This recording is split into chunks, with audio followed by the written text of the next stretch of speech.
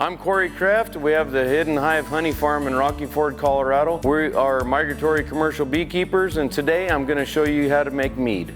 All in to make your own home mead is your honey, yeast, water, a bucket. You're less than $30. The way we do it is 1 gallon of honey to 4 gallons of water and 4 tablespoons of Lalvin EC1118 yeast. Read the instructions on the yeast. It'll tell you exactly what you need to do. Well, like I've said before, we prefer the Lalvin EC1118.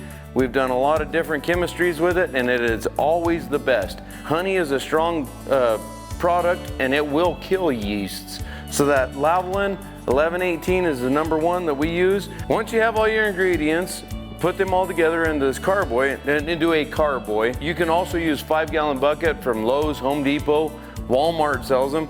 It's just a simple 5-gallon bucket. Poke a hole in the top of it, just big enough that you can put your airlock in the top of it, and then you can always drill a hole in the bottom that'll put your petcock in the bottom so you can drain it out. A lot of people use siphon tubes.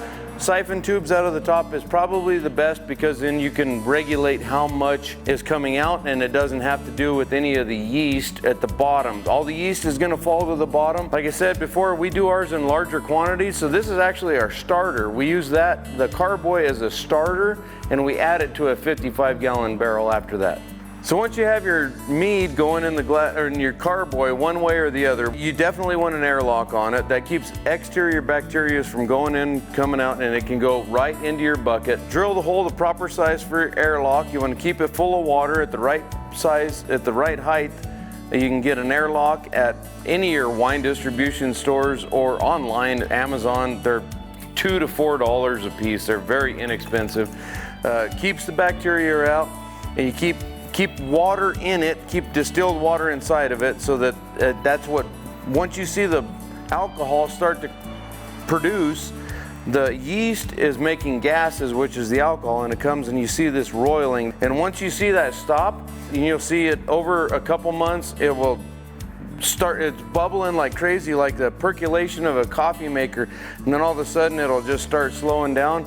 It's because the alcohol is increasing, the yeast is dying, and they're not making any more alcohol. So along with making the rest of the mead, when you start all your product into one carboy or bucket, however you start it out, what you want to do is make sure that it sits at least room temperature. I prefer it around 76 to 78 degrees. That makes everything last, and it goes a lot slower. Brew process is a lot better on mead as a wine. You do not want to go above 80 degrees. Once you get above 80 degrees, it flash heats and it kind of kills all the yeast off. Now you're going to let this take about 6 to 7, maybe 8 weeks of that roiling and the alcohol being produced by the yeast. Then you want to let it sit for about 6 to 7 more months. So the whole stretch of the whole thing takes about 9 months. You got to give it time though. It's nothing very quickly. It happens slowly. It's very slow. Let that roiling finish.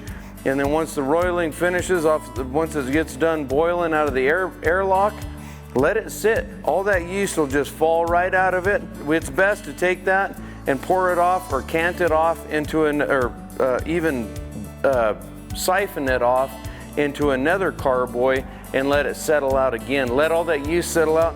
That's where you get the nice, clear, perfect color. There's nothing else inside of it. Everything is settled out of it in the carboys and not in the bottles. You don't want to settle out in the bottles because everybody's going to look at that. So to finalize, it's very easy to utilize your last bits of honey to make a great product. Thanks for watching. Hopefully I informed you on how to make mead, and you guys have good luck. Keep the bees alive. Thank you.